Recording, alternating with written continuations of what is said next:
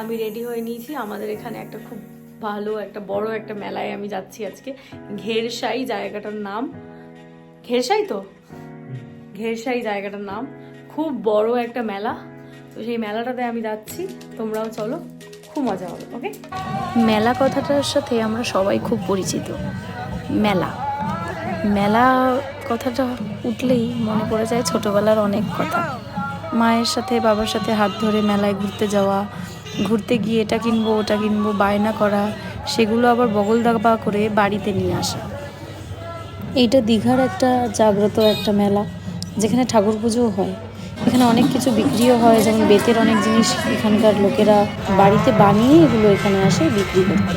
আর এই যে পুজোটা, এই পুজোটা উপলক্ষেই এই মেলাটা কিন্তু হয়। সেদিনকার যে ঘট উত্তোলনটা দেখালাম, সেই ঘট উত্তোলনটাকে ঘিরেই কিন্তু এই মেলাটা। মেলায় আসবো কিছু খাবো না সেটা তো আর হয় না। চলো, সাথে সাথে ফুচকার গাড়ি দেখেই ফুচকাতে ঝাঁপ মারলাম। ফুচকা জিনিসটা আবার আমার মনের মতন না হলে কিন্তু আমার ভালো লাগে না। ফুচকাটাতে একটু টক কম ছিল আর নুনটা একটু বেশি মনে হচ্ছিল আমার।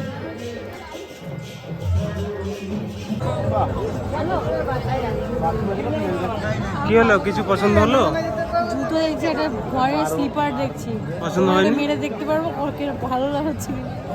পড়ার জন্য না মারার জন্য? হার্ডি কিন্তু 200 টাকা দাম। এটা হবে না, পাই 5 নম্বর হবে এটা।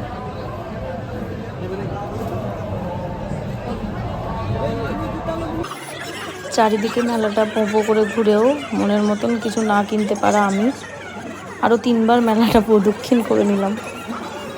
অনেক বড়ই হয়েছিল মেলাটা, যেহেতু এখনও নিরামিষ মেলাটা চলছে, তাই জন্য আমিষও শুরু হবে 2 দিন পর থেকে। এখন নিরামিষ চলছে।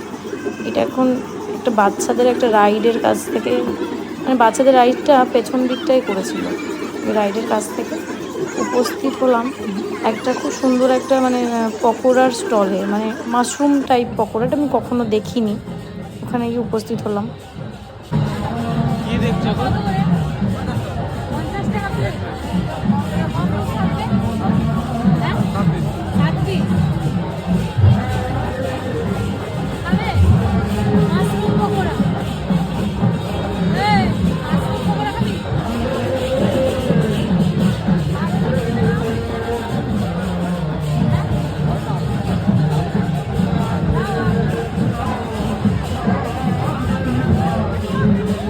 মাশরুম পকোড়া আমি জানি না কেমন খেতে, যেহেতু নিরামিষ চলছে এটা মহোৎসব, তাই জন্য এখানে নিরামিষ সব খাবার পাওয়া যাচ্ছে। এটা হচ্ছে, তুমি দেখতে পাচ্ছ, এটা মাশরুমের একটা শপ, যেখানে মাশরুমটাকে পকোড়া হিসেবে বানানো হচ্ছে। আমি খেয়ে বলবো কেমন হয়েছে। খাবে না তোমরা?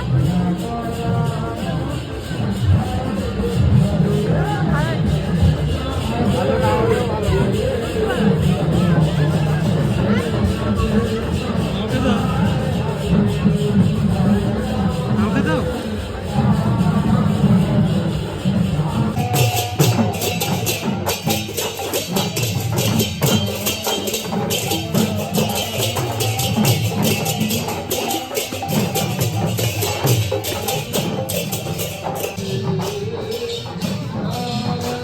আবার কি জিলাপি? জিলিপি খাবো না? ঠিক আছে।